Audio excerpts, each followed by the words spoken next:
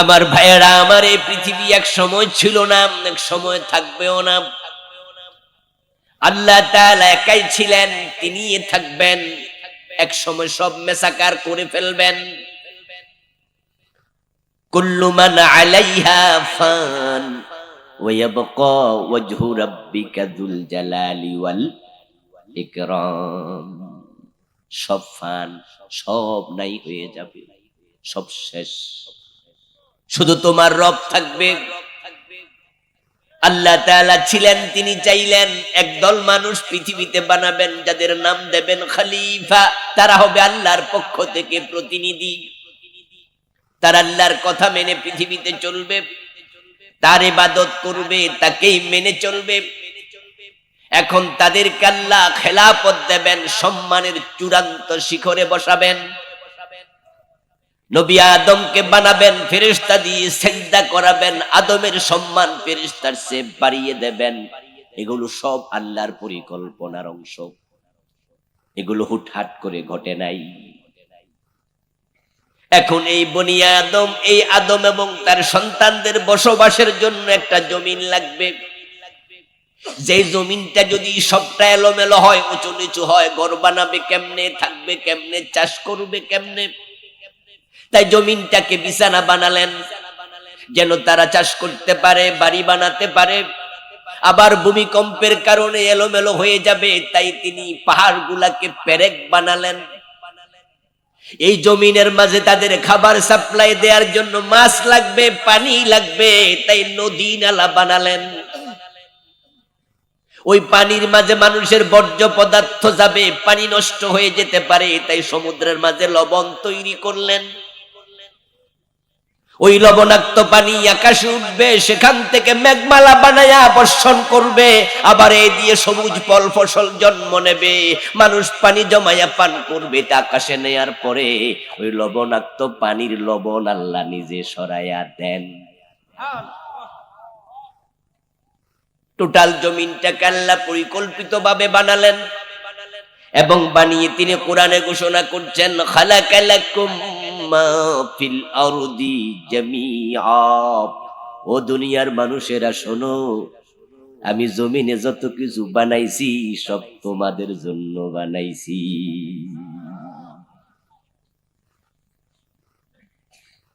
ও প্রিয় ভাইরা, বাসর ঘরে যখন স্বামী স্ত্রীকে দেয়া হয়, তখন বাসর ঘরের যে বিছানা, এটা তাদের জন্য সাজাইছে। ওখানে যে বালিশ দিছে, বালিশটাও তাদের জন্য।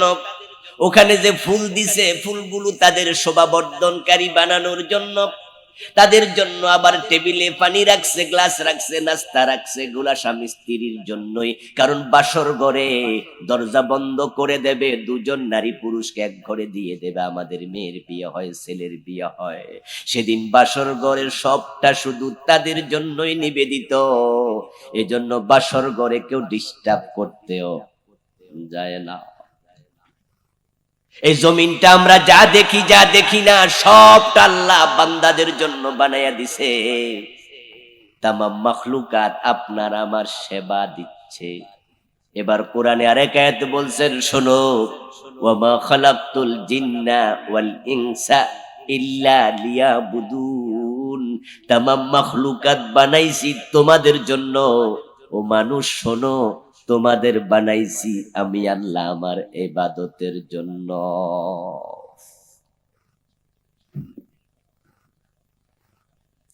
ও প্রিয় ভাইয়েরা, ভালো করে শুনুন, তামাম মাখলুকাত আপনাদের জন্য, আর আপনাদের বানাইছে আল্লাহর ইবাদতের জন্য। উদ্দেশ্য ক্লিয়ার। যখন আল্লাহ জমিনের দিকে তাকায়া দেখবেন আমার জমিনে আমার ইবাদত করার মতো মানুষ আর নাই, তখন বলবেন আকাশ জমিনের প্রয়োজন আর নাই। তখন তিনি একটা ধাক্কা মারবেন, এক ধাক্কায় আকাশ জমিন শেষ হয়ে যাবে, যেটার নাম হলো কিয়ামত। এটাই চূড়ান্ত পরকাল। মাহফিল কমিটির ভাইরা একটু টেবিল ফ্যান বা হাত ফাঁকা কিছু লাগবে, হ্যাঁ? কমিটির লোক আসেনি? হাত ফাঁকা অথবা টেবিল ফ্যানের ব্যবস্থা করেন। আমার প্রিয় ভাইয়েরা, বলছিলাম এই যে ধাক্কা মেসাকার, এটার নাম কিয়ামত। এটা কিন্তু হবে নিশ্চিত, কিয়ামত যে হবে কোনো সন্দেহ নাই। আর কিয়ামত হওয়ার জন্য যে উপযোগিতা দরকার, যে কারণগুলো দরকার, এগুলোর অধিকাংশ আলামত অলরেডি প্রকাশ পেয়ে গেছে। তামাম পৃথিবীতে বর্তমান মানুষের সংখ্যা প্রায় 800 কোটি। ও দোস্ত, 800 কোটি মানুষ, সবাইকে আল্লাহ ইবাদতের জন্যই বানাইছে, কিন্তু 800 কোটির মাঝে 650 কোটি কাফের। তারা আল্লাহর ইবাদত দূরের কথা, আল্লাহকে এক রব বলে স্বীকারটাই করে না। পৃথিবীতে বর্তমানে খ্রিস্টানের সংখ্যা 250 কোটির বেশি। এই খ্রিস্টানগুলো আল্লাহর ইবাদত তো দূরের কথা, তারা আল্লাহকে আল্লাহ বলে একবারও ডাকেও না। আজকের পৃথিবীতে 100 কোটির কাছাকাছি আছে হিন্দু।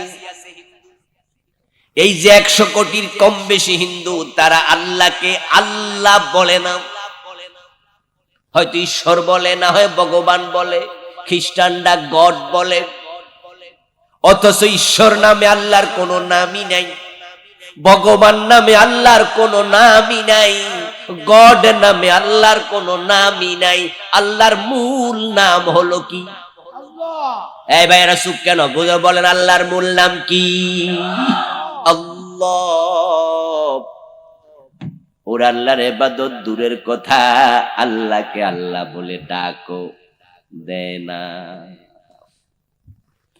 আমার প্রিয় ভাইরা, মুসলমান আছে মাত্র 150 কোটির মতো। এই 150 কোটির ভিতরে আবার তাসলিমা নাসরিনের নাম আছে না নাই? আসেনি? এখানে আছে আবার সালমান রুশদির নাম। এখানে তো আছে আমাদের ঢাকার শাহবাগের মোড়ে যারা ফাঁসি চাই করতে জড়ো হয়েছিল, ওই নাস্তিক ব্লগার আসিফ মহিউদ্দিনের নামটাও তো এখানে 150 কোটির ভিতরেই আছে। এই 150 কোটির ভিতরে হারফিক মজুমদারের নাম আছে না নাই? এর নাম নাকি নিজুম মজুমদার, কয়দিন আগে শুনলাম হারফিক। আমার দোস্ত, 150 কোটির ভিতরে 5 ওয়াক্ত নামাজ নাই, রমজানে রোজা নাই, জুমার নামাজ পর্যন্ত পড়ে না, এমন মুসলমানের সন্তান আছে না নাই? এগুলোর আল্লাহ ইবাদতের জন্যই বানাইছিল, তারা জুমার নামাজটাও পড়ে না। আল্লাহ তাআলা তাকায়া যখন দেখবেন পুরা জমিনের মাঝে ইবাদতকারী আর নাই, তখন তিনি বলবেন যে পৃথিবীটা ভেঙে দাও, ওই ইসরাফিল সিংহায় ফু দিয়ে দাও। قال رسول الله صلى الله عليه وسلم لا تقوم الساعة على أحد يقول الله الله رواه মুসলিম। প্রিয় নবীজি বলতেছেন, আল্লাহ আল্লাহ বলার মতো একজন মুমিন যতদিন থাকবে ততদিন কিয়ামত হবে না। এবার আপনাদের কাছে একটু জিজ্ঞাসা করি, কিয়ামত হবে তো? সবাই বলেন, যা বোঝেন বলেন, কিয়ামত হবে তো? হবে নাকি হবে না? কিয়ামতটা হবে। এই কিয়ামত হওয়াই প্রমাণ করে কিয়ামত যেদিন হবে আল্লাহ বলার মতো একজন জমিনে আর নাই। তাহলে একটা সময় আসবে যখন মানুষ আল্লাহর নামটাও আর মুখে নিতে চাইবে না, ইমানদার নাই। সেদিকে আমরা যাচ্ছি, সেদিকে যাচ্ছি। এই যে বাংলাদেশ, এখানে মুসলমান নাকি 92%। আসলে দোস্ত, ইমানদার বুঝানো হলো আল্লাহ আল্লাহ বলা বুঝানো দ্বারা শুধু আল্লাহ বললেই হবে না, ঈমান থাকা লাগবে। যেমন বাজারে যে মুরগি জবাই করে, আপনারা ফার্মের মুরগি কিনেন, যদি কোনো হিন্দু মুরগি জবাই করে জবাই হবে, এই মুরগি খাওয়া যাবে? ও হিন্দু যদি আল্লাহু আকবার কইয়া আমনেরে বুঝায় যে আমি তো আল্লাহ কইয়া জবাই করছি, তারপরও কি হবে? কারণ হিন্দু বেডা মুখে আল্লাহ কইছে, অন্তরে তো আল্লাহ নাই। তাই প্রাণী জবাই করার জন্য মুসলমান হওয়া শর্ত। কোন মুশরিকের জবাই করা প্রাণী খাওয়া জায়েজ নাই, হারাম। ওই মুশরিক যদি আল্লাহু আকবার বলো জবাই করে হারাম। এবার একটু ভিন্ন মাসালাও বলি, প্রসঙ্গ যেহেতু আসছে। কোন মুসলমান যদি মুরগি জবাই করার সময় আল্লাহু আকবার বলতে ভুলে যায়, তাহলে মাসআলা কি? মাসআলা হলো ইচ্ছা করে যদি কালেমা আল্লাহর নাম না ছাড়ে, ভুলে ছেড়ে দেয়, তার জবে করা প্রাণী খাওয়া হালাল, কারণ তার কলবের মাঝে ঈমান আছে। তবে ইচ্ছা করে আল্লাহু আকবার না বললে, বিসমিল্লাহ না বললে আবার খাওয়া যাবে না, এটার ভিন্ন মাসালা আছে, ভিন্ন হাদিস আছে। আল্লাহর নাম নেও, এটা অর্ডার, ভুলে গেছো, কলবে আছে, চলবে। কিন্তু কোন মুশরিক যদি আল্লাহর নাম প্রকাশ্যেও বলে, তারটা হারাম, কারণ তার কলবে ঈমান। যেটা মুখে বলছে, মুখের কথার কোনো দামই। এই জন্য আল্লাহ মানুষের আমলের দিকে আগে তাকায় না, কলবের দিকে তাকায়। ইন্নাল্লাহা লা ইয়ানজুরু ইলা সুওয়ারিকুম ওয়া আমওয়ালিকুম ওয়ালাকিন ইয়ানজুরু ইলা কুলুবিকুম ওয়া আমালিকুম। তোমার চেহারা কত সুন্দর, দাড়ি কত লম্বা, টুপি কত সুন্দর, পাগড়ি কত লম্বা, মাথায় হাজির রুমাল আছে কিনা, তুমি পাগড়ি মাথায় বাঁধো কিনা, তোমার এগুলোর দিকে আল্লাহ তাকাবে না, প্রথমে তাকাবে তোমার কলবের খবর কি।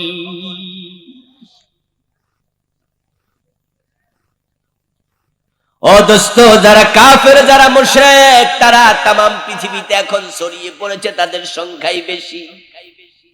আমাদের বাংলাদেশে বলে 92% মুসলমান। আমি বলি দোস্ত, কয় কি রে, কয় কি? যদি 51% মুসলমান থাকতো, তাহলেই তো কোরআনের আইনে বাংলাদেশ চলতো। আরে 92% লাগে না, যদি 51% থাকতো, এতেই তো যথেষ্ট ছিল। আমার প্রিয় বন্ধু, কিয়ামতের আগে আল্লাহ বলার মতো একজন মুমিন থাকবে না, এটাই তো সহিহ হাদিস। এবার আপনাদেরকে আমি প্রশ্ন করি, জবাব দিন তো, কিয়ামত কি পিছাচ্ছে না আগাচ্ছে? কি মনে হয়, কিয়ামত কি পিছায় না আগায়? ওমা ইউদরিকা লাআল্লা সাআতা করিব। কোরআনে আল্লাহ বলছে, ও নবী, আপনাকে কে জানাবে তথ্য? আমি আল্লাহ জানাচ্ছি, কিয়ামত বড় কাছে। লাআল্লা সাআতা করিব। অন্য এত বলছে ইকতারাবাতিস সাআ, কিয়ামত ঘনাইয়া গেছে। এই আয়াত নাজিল হলো 1450 বছর আগে। তখন যদি আল্লাহ কয় কিয়ামত নিকটে, তো 1450 বছর যাওয়ার পরে এটা আরো নিকটে আসে নাই বুঝি? কিয়ামত এসে গেছে। রাসূলুল্লাহ বলেছেন, আমি এবং কিয়ামত পাশাপাশি প্রেরিত হয়েছি, আমার পরে আর কোনো নবী নাই, আমার পরে যা আসবে এটাই হলো কিয়ামত। কিয়ামত গণায়া যাচ্ছে, প্রতিদিন আগাচ্ছে, অথচ ঈমানদার থাকলে কিন্তু কিয়ামত হবে না। এখন বাংলাদেশ যখন স্বাধীন হয় 71-এ, তখন মানুষ ছিল 7 কোটি, 7.5 কোটি। ওই 7.5 কোটির মাঝে 50 লাখ বাদ দেন কাফের, হিন্দু, বৌদ্ধ, ইহুদি, খ্রিস্টান, তাহলে 7 কোটি ছিল মুসলমান। এখন 2024, মানুষ আছে 18 কোটি। 2 কোটি হিন্দু, বৌদ্ধ, খ্রিস্টান বাদ দিলে 16 কোটি মুসলমান। মুসলমান ছিল 7 কোটি, এখন মুসলমান 16 কোটি। আজ থেকে 10 বছর পরে জনসংখ্যা এরকম থাকবে না আরো বাড়বে? তো যদি বাইরা মুসলমান হয় 25 কোটি, এরকম বাড়তে থাকলে একজন থাকলেও তো কেয়ামত হবে না। তো বাংলাদেশে যেমনে বাড়তেছে, কেয়ামত তো আমরাই থামাই দিমু। কি বাংলাদেশের পাবলিকের ঠেলায় তো কেয়ামত স্টপ, কাছে দাঁড়িয়ে আইতে পারবে না। আমরা যেভাবে সংখ্যায় গুনতেছি, সংখ্যার দিকে তাকালে তো মনে হয় কিয়ামত যে কবে হয়। কয় কি, আমরাই তো 80-16 কোটি। ইন্ডিয়ায় নাকি মুসলমান আছে 25 কোটি, পৃথিবীতে আছে নাকি 150 কোটির বেশি। কিসের কিয়ামত? টেনশন নাই, নাকে তেল দিয়ে ঘুমান। হুজুররা কইছে কিয়ামত আইসা গেছে, সংখ্যায় কয় যে কি এর কিয়ামত। ও দোস্ত, না না, আমাদের মুসলমান গুলো ভোটার লিস্টির মুসলমান, ওরা কবি কাজীর গরুর মতো কেতাবে আছে, গোয়ালে নাই। আমি বোঝানোর জন্য বলি, এই যে এখানে সাদা কাগজ, এখানে যদি আমি লিখি পোয়াকার পা নরসিকান্নি, উচ্চারণ কি হবে? কাগজটা ভিজবে, কারণ লেখায় আছে বাস্তবে। যদি আমি লিখি সরাইয়া গরু সুগার দন্তান্ন, উচ্চারণ কি হবে? কাগজটা পুড়বে, কারণ লিখে আছে বাস্তবে নাই। বাস্তব পানি হলে ভিজে যেত, বাস্তব আগুন হলে জ্বলে যেত। 92% মুসলমান লাগে না, বাস্তবে 51% হলেই তো কোরআনের আইনে দেশ চলতো। কিন্তু 53 বছরের বাংলাদেশ কোরআনের আইনে একদিনও চলে নাই। এতে প্রমাণ হয় ভোটার লিস্টিতে মুসলমানের অভাব নাই, বাস্তব মুসলমান কমে গেছে। আচ্ছা, আপনাদের কিশোরগঞ্জের এই নিকলি থানা,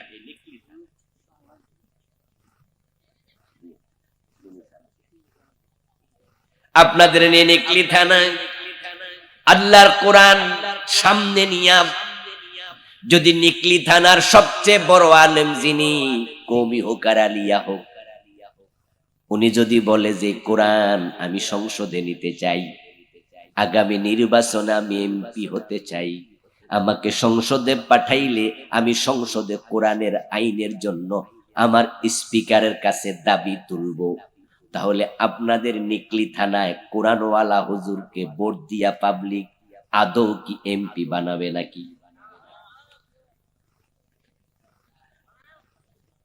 আপনাদের কাছে আমার প্রশ্ন, এই নিকলিতে হিন্দু বেশি? কথা কয় না কেন ভাইয়া? নিকলিতে হিন্দু বেশি, ইহুদি খ্রিস্টান বেশি, তো ভোটটা দিল না কেডা? এ কোরআনওয়ালারা। যাদেরকে প্রশ্ন করলে বলবে কোরআন আমাদের সংবিধান, কোরআন আমাদের কিতাব। যারা নিজের কিতাব, আসমানি কিতাব কোরআনে বিশ্বাস করে, তারাই চায় না কোরআন সংসদে যাক। আমার আল্লাহ বলেন, ওমান লাম ইয়াহকুম বিমা আনজালাল্লাহু ফাউলাইকা হুমুল কাফিরুন। আমি আল্লাহ যে কোরআন নাজিল করেছি, এটা দিয়ে যারা দেশ চালাবে না, বিচার ফয়সালা করবে না, তারা কাফের, তারা কাফের, তারা কাফের। কোরআনের পক্ষে যারা ভোট দেয় না, তারা ঈমানের দাবি করবে না।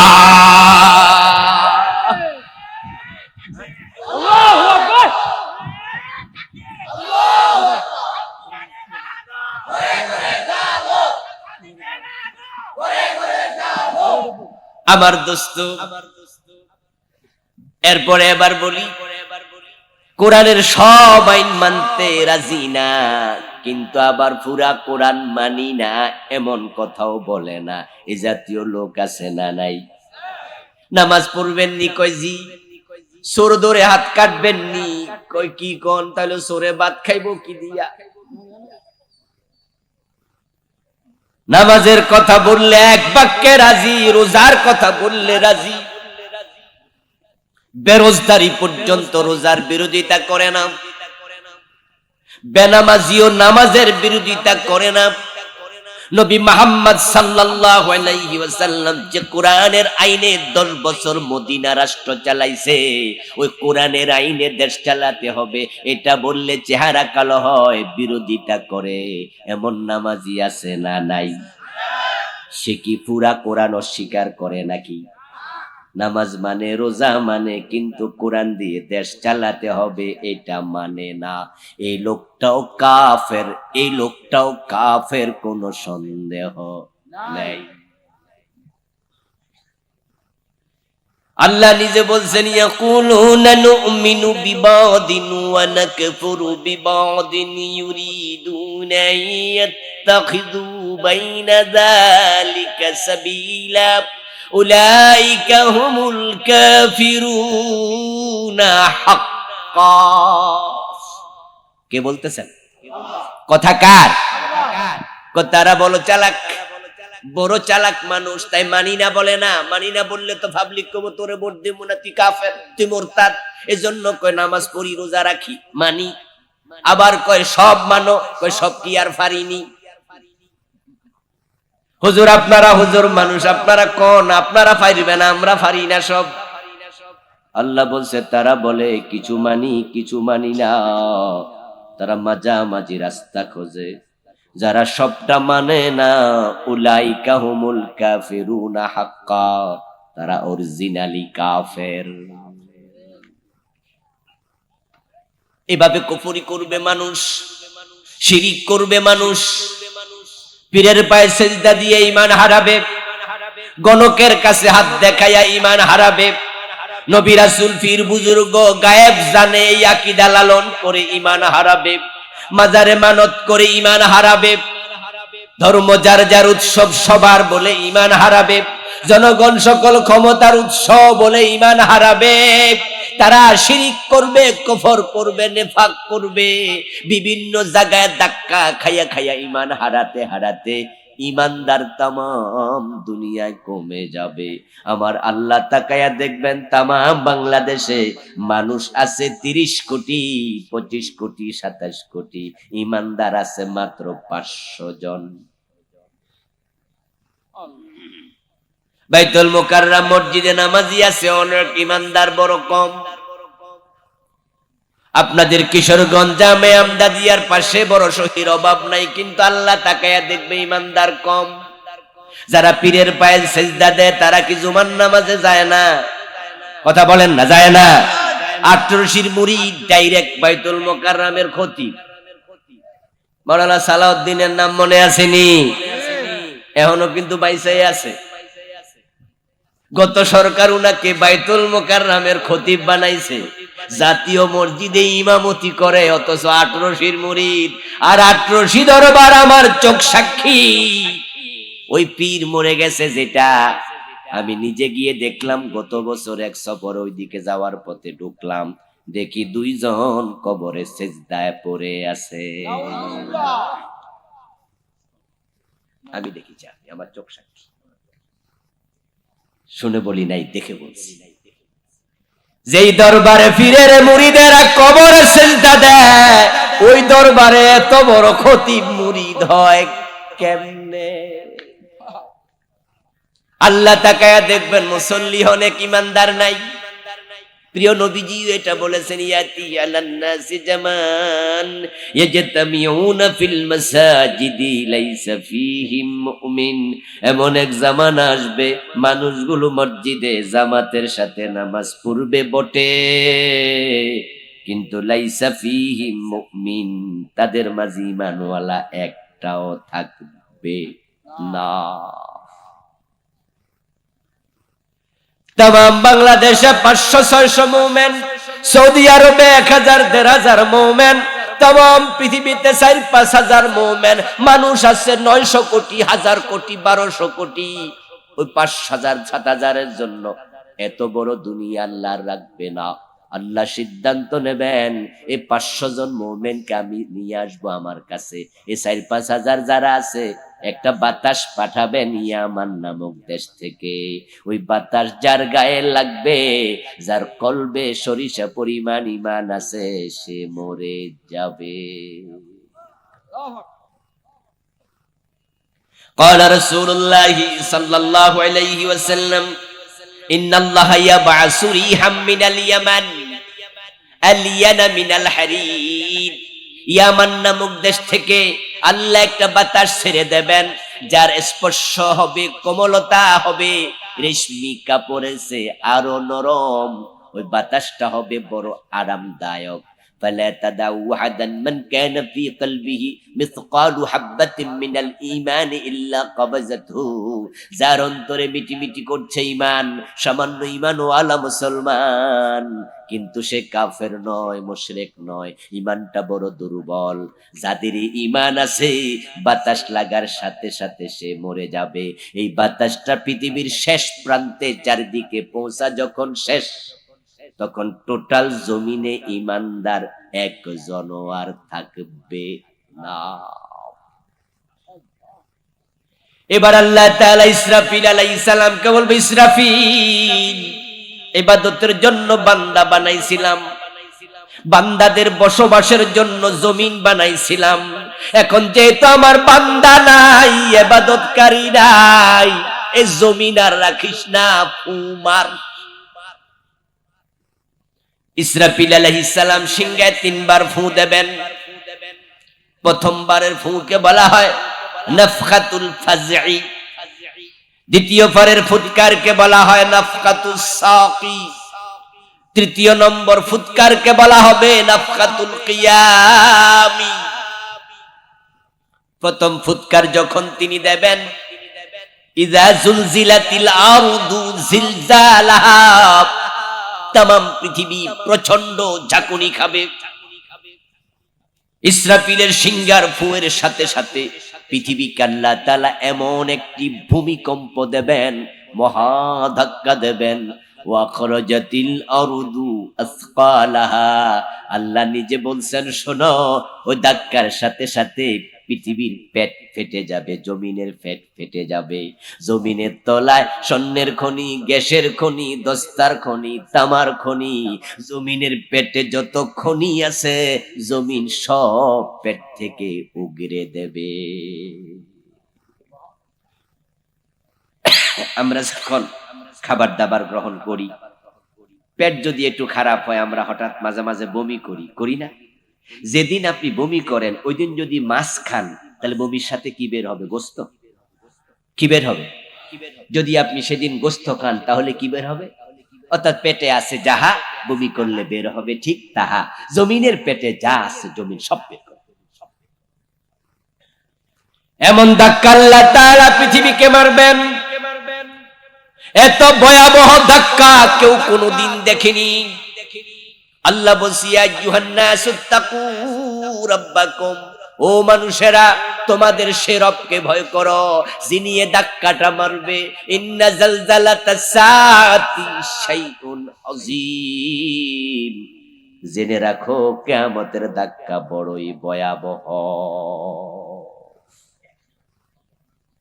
পৃথিবীতে মাঝে মাঝে আল্লাহ কিন্তু জমিনে ধাক্কা দেয়, যেটাকে আমরা আর্থকুইক বা ভূমিকম্প বলি। আজ পর্যন্ত পৃথিবীতে 9.5 এর বেশি ভূমিকম্প হয়নি। 9.5 মাত্রার ভূমিকম্প পৃথিবীতে হয়েছে।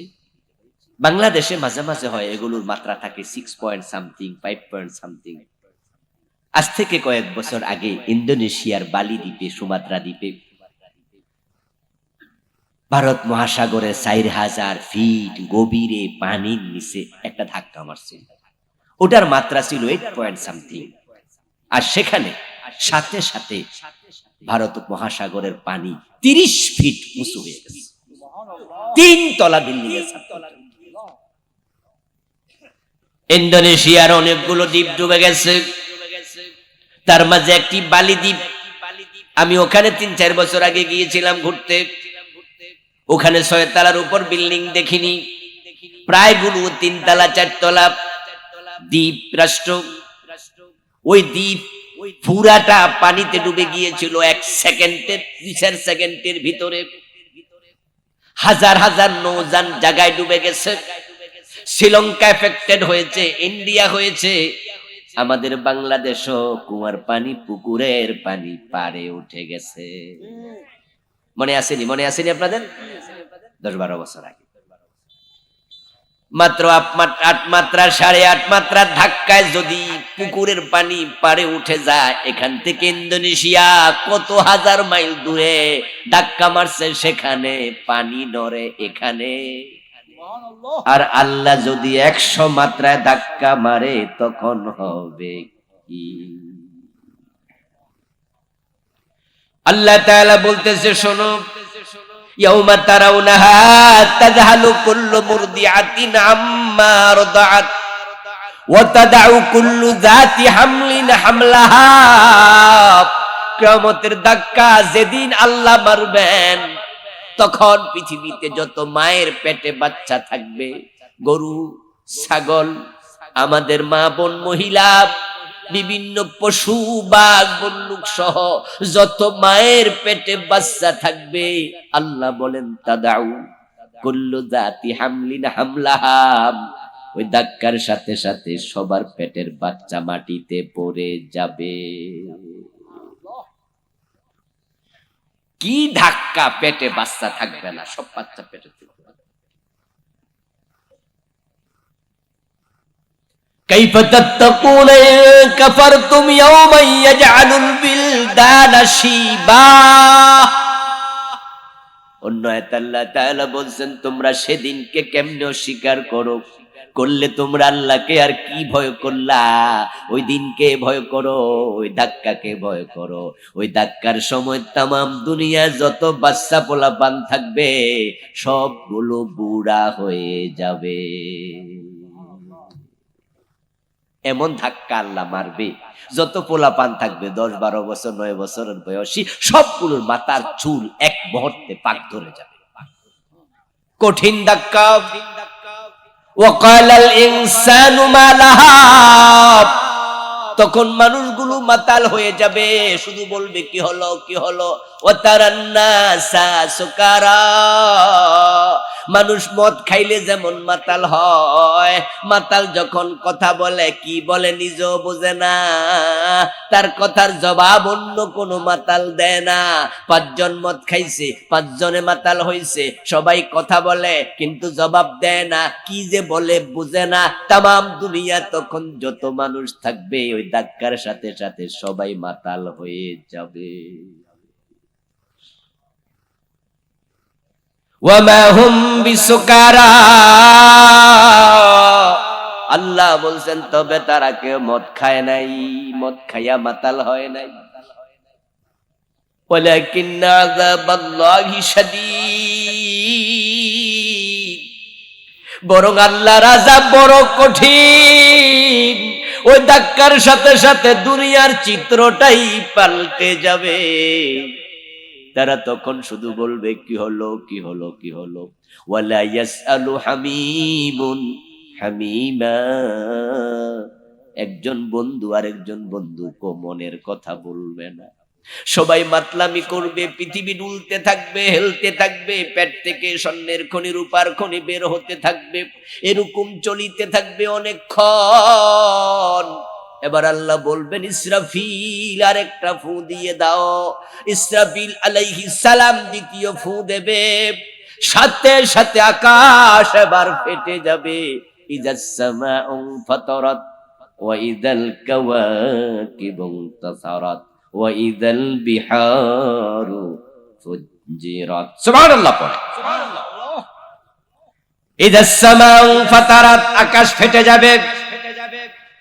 ওয়াইদাল কাওয়াকিবু ইনতাসারাত, যত তারকা আছে সবগুলা ছিটকে পড়বে। আকাশে লক্ষ কোটি তারকা সবগুলো পৃথিবীর দিকে। তাসবির দানার রশি যদি ছেড়ে যায়, রশি ছিঁড়ে যাওয়ার পরে তাসবির দানাগুলো যেমন পড়ে, দ্বিতীয় ফুৎকারের সাথে সাথে আসমান থেকে তারকাগুলো পড়তে থাকবে। তারকা মানে হলো বড় বড় আগুনের কুণ্ডলী। আকাশে যে তারকা আছে তার মাঝে একটা তারকার নাম হলো সূর্য, এটাও একটি তারকা। এই সূর্যটা অগ্নিকুণ্ড, এর ভিতরে যে তাপমাত্রা সেটা হলো 1,40,00,000 ডিগ্রি সেলসিয়াস। আল্লাহ সূর্য দিয়া পৃথিবীকে গরম করে, এই সূর্য থেকে পৃথিবীতে তাপ পাঠায়, সাইকা সাইকা পাঠায়। ওজনের লেয়ার আছে, ওজনের স্তর আছে। সাকার জন্য আসমানে আল্লাহ কত রকমের লেয়ার রাখলেন। ওই লেয়ার গুলো সূর্যের অতি বেগুনি রশ্মিকে আটকায়া রাখে। দুনিয়ার চামড়া যেন পুড়ে না যায়, গাছগাছালি যেন পুড়ে না যায়। শাকনি দিয়া সেকে সেকে আমাদের জন্য vitamin D, vitamin C, vitamin A রোদের তাপের সাথে দুনিয়ায় পাঠায়। আর রোদ্রের কারণে গাছপালা এবং মানুষ, বিভিন্ন প্রাণী বেঁচে থাকে। যদি সে রোদ দুনিয়ায় না পৌঁছতো মাত্র 2-4 মিনিট, তামাম দুনিয়া বরফে ঢেকে যেত।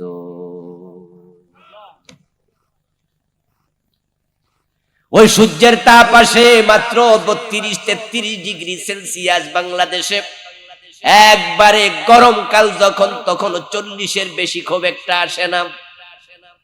সৌদি আরবে 65-70 পর্যন্ত আসে। ও দোস্ত, সূর্যের ভিতরে আছে 1,40,00,000 ডিগ্রি। পুরাটা সূর্য পৃথিবীর উপরে পড়বে। এবার বলুন তো, সূর্যের চেয়ে আরো বড় নক্ষত্র আকাশে আছে না নাই? এমন তারকাও আছে যেগুলো সূর্যের চেয়ে কোটি গুণ বড়, কিন্তু দূরত্বের কারণে দেখা যায় না, এগুলো অনেক দূরে অবস্থিত। আল্লাহ বলছেন ওয়াইদাল কাওয়াকিবু ইনতাসারাত, যত তারকা আছে একটাও আকাশে থাকবে না, সবগুলো পড়বে। আমি বলি কিয়ামত হওয়ার জন্য এত তারকা পড়ার প্রয়োজন হবে না। শুধু সূর্যটা যদি তার নিজস্ব কক্ষপথ থেকে সামান্য নিচে নামতো, তার আলোর কারণে পৃথিবী জ্বলে যেতে 1 মিনিটও লাগবে না। এই যে আমরা বিভিন্ন ইন্ডাস্ট্রিতে রড বানাই, কেএসআরএম, বিএসআরএম, একেএস, শোনেন না আপনারা? আপনাদের এলাকায় তো বড় বড় বিল্ডিং বানায়, 5 সুতা রড, 6 সুতা রড, 20 মিলি, 10 মিলি, 30 মিলি, বড় বড় প্রজেক্টে এমন মোটা মোটা রড আছে। এই রড গুলোর গায়ের মাঝে দেখবেন কোম্পানির নাম লেখা আছে। অথচ রড জমিনের উপরে হয় না, রড যে লোহা থেকে হয়, এই লোহা তো খনিজ পদার্থ, এগুলো মাটির নিচে পাওয়া যায়। সেখান থেকে তারা বের করে বড় বড় কদ্দা বানায়, তারপরে এগুলো সাপ্লাই করে ইন্ডাস্ট্রিতে ঢুকায়, তারপরে আগুন লাগায়। আগুন লাগাইলে এগুলো মোমের মতো গলে যায়। গলে গলে চাঁচ দেয়া থাকে, চাঁচের ভিতরে ঢোকে 1 সুতা, 2 সুতা, 3 সুতা, 5 সুতা রড হয়। গায়ের মাঝে নাম পর্যন্ত লেখা হয়। এবং যেই আগুন দিয়ে লোহা পুরানো হয়, ওই আগুনের উত্তাপ হলো মাত্র 1538 ডিগ্রি। মাত্র 1500 ডিগ্রি সেলসিয়াসের তাপমাত্রায় লোহা পানি হয়ে যায়, গলে যায়। কথা আবার বলছি, আবার বোঝেন। লোহা গলানোর জন্য আগুনের তাপমাত্রা হলো 1500 ডিগ্রি। 20, 30, 40, 50, নরমালি 1538 ডিগ্রি সেলসিয়াসের তাপমাত্রা ফ্যাক্টরিতে দেয়। লোহা গলে যায়, মোম হয়ে ঢুকে যায়। যদি 1538 ডিগ্রি তাপে লোহা পানি হয়, সূর্যের ভিতরে আছে 1,40,00,000 ডিগ্রি। ওই সূর্য পৃথিবীর উপরে পড়লে কি হবে?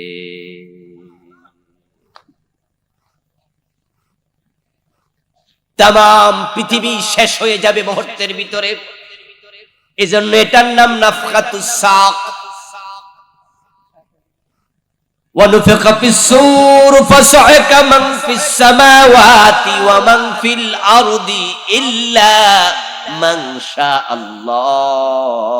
আল্লাহ কোরআনে বলছেন, ইসরাফিল সিংহায় ফু দেবে, তখন দুনিয়াতে কেউ বাঁচবে না, সব মরে যাবে। তবে শুধু তারাই বাঁচবে আল্লাহ যাদেরকে বাঁচিয়ে রাখতে চায়।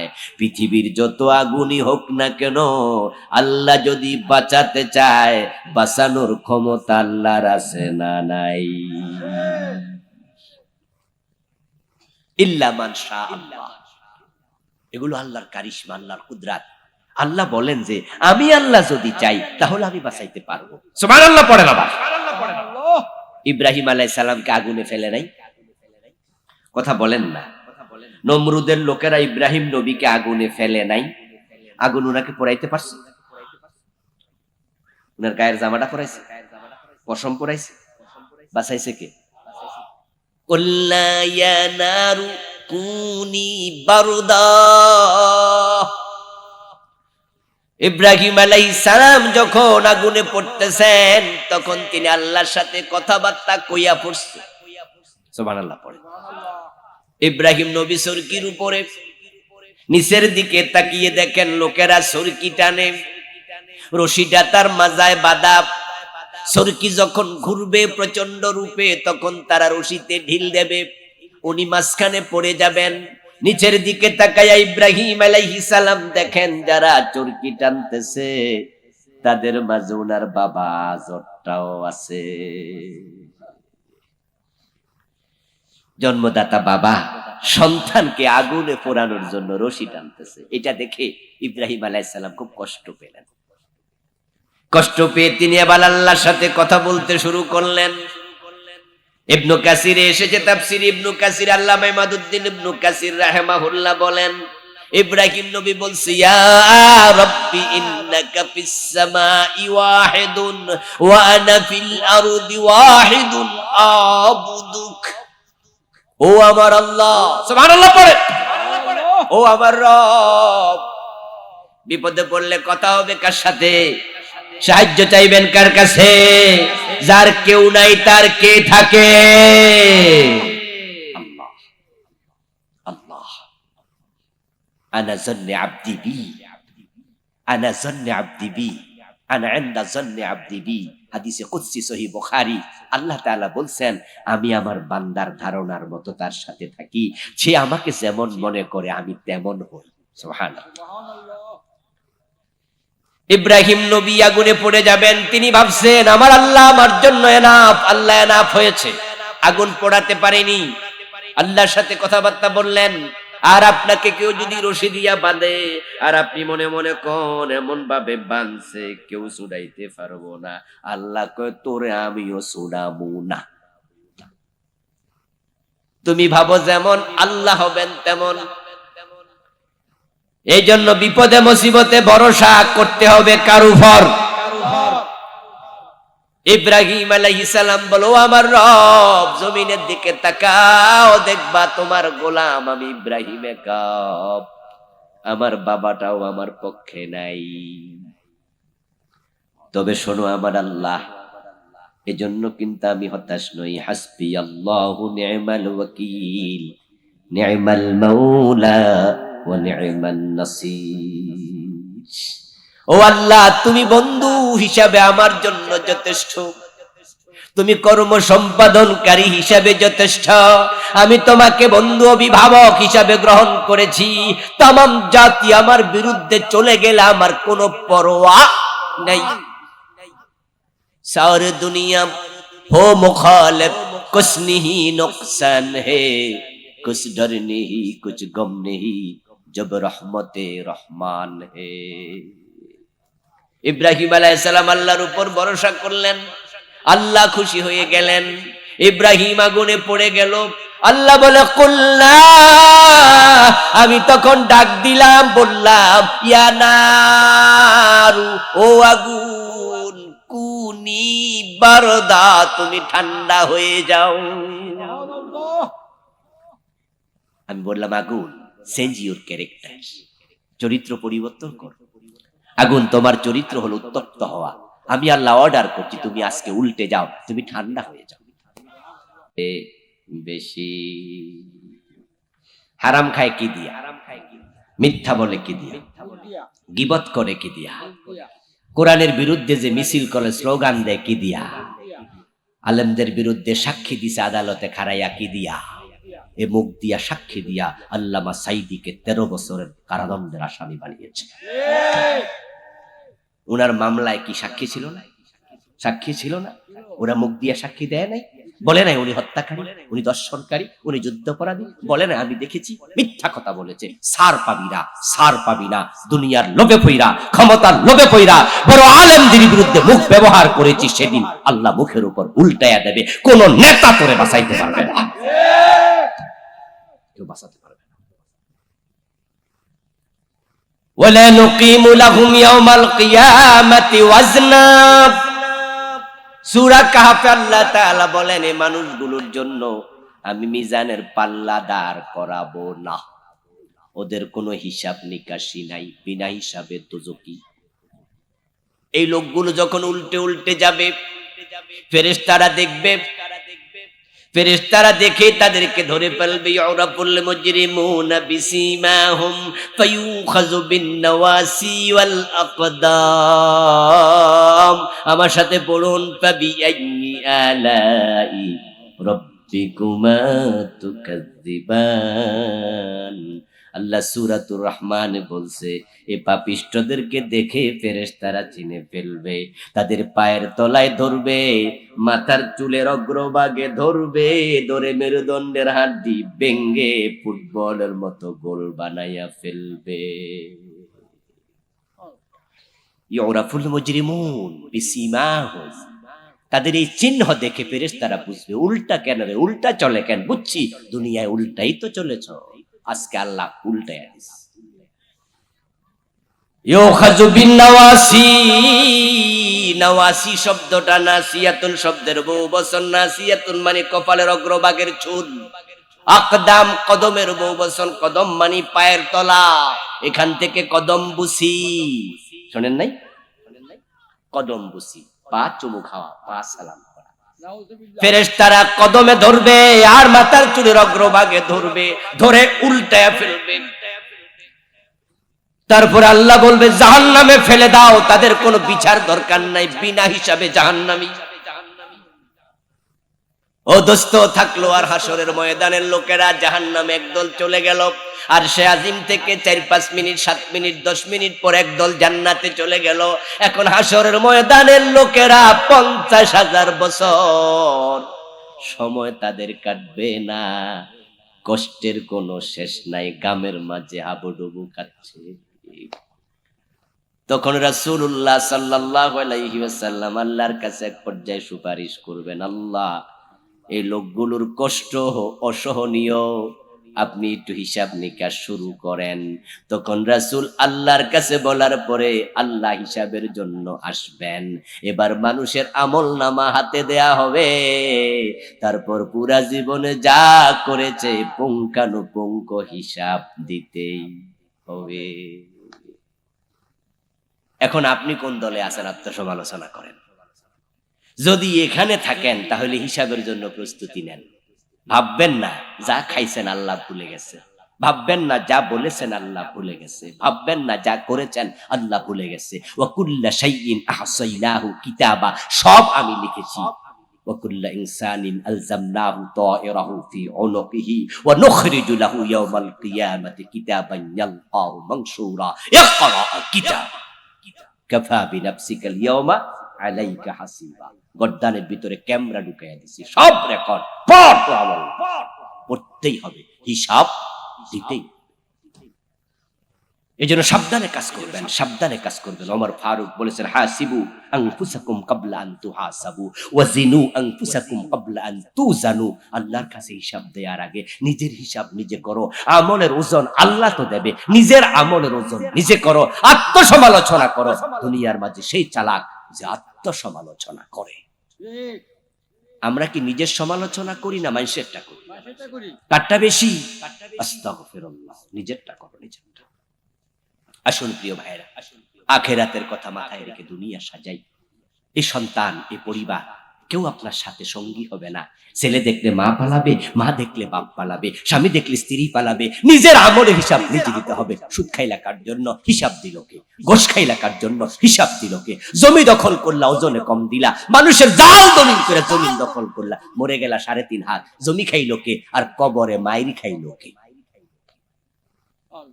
এই জন্য আসুন আমরা নিজেকে সংশোধন করি, আখিরাতের মাথা চিন্তায় রেখে দুনিয়ার জীবন পরিচালনা করি।